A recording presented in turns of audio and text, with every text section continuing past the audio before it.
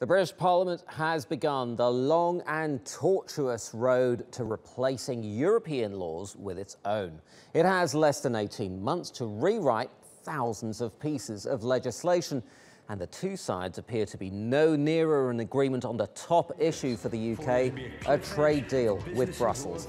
The UK's Brexit Secretary David Davis has ruled out a Norway-style arrangement, that is, joining the European Free Trade Area during a transition period after leaving the EU. And that's because the UK would be required to keep its doors open to migration. But he says some sort of transition deal is necessary. It's in neither side's interest for there to be a cliff edge for businesses or a threat to stability. The UK and the EU will work together to agree provisions for an interim period that will allow people and businesses in both the UK and the EU to adjust in a smooth and orderly way to new arrangements.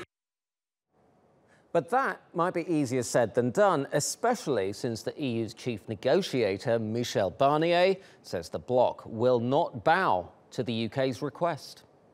The UK wants the EU to suspend the application of its laws, its customs union and its single market as what will be a new external border for the EU.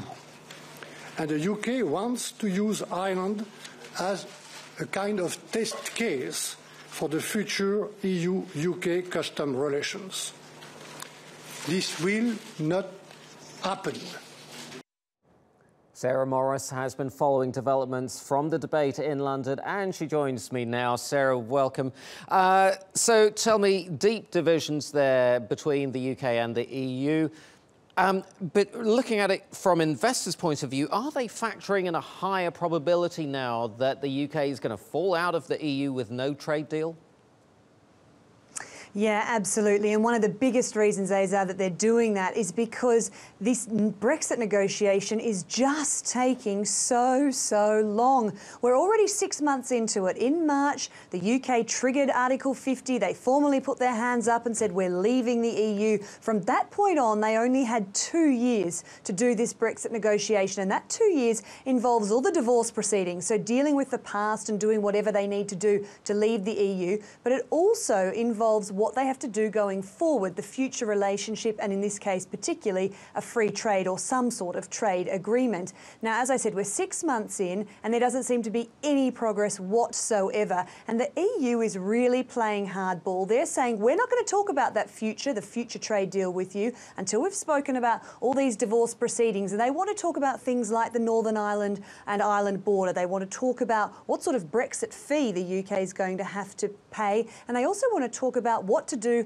with the EU citizens living in the UK and vice versa, the UK citizens living in the EU. Now, while all that's going on, they don't seem to have found nearly enough common ground to tick off any of those particular issues, so we're nowhere closer to this free trade agreement. And of course, now there's this big fear that, oh my gosh, we're going to get to the end of these 2 years and there isn't going to be a free trade agreement, and then there will be this cliff fall that everyone is hoping won't happen. And so that's why there's now all this talk of a transitional agreement, some sort of deal whereby there will be a trade deal of some sorts between the EU and the UK after Brexit, but it'll only be there temporarily while they try and nut out a proper agreement.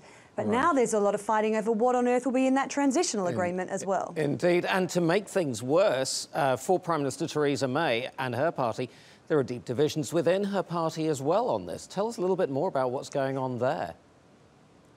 Well, that's exactly right. You'd expect perhaps the opposition parties in the government to be butting heads over this, but more importantly and really more problematic for Theresa May is the fact she's got many of her people in her own party who just can't agree on Brexit, and now they're moving to this transitional agreement and they can't agree on what sort of a transitional agreement they want or if they want one at all. Those hardline Brexiteers, those pro-Brexit people, they don't want to see this transitional agreement because they believe that even after Brexit happens, they'll still be adhering to EU laws, they'll still be dealing with the freedom of movement of people. And so what the UK is trying to do is create some sort of bespoke transitional deal whereby they'll have access to this single market, but they'll be able to go off and negotiate free trade agreements with other countries outside the EU and also restrict the freedom of movement of people. And we've heard their plans on that in a leaked document. The EU's not happy with it. It thinks they're going to be too harsh on freedom of movement from day one once Brexit all happens. And so they're saying, well, we're not going to give you this bespoke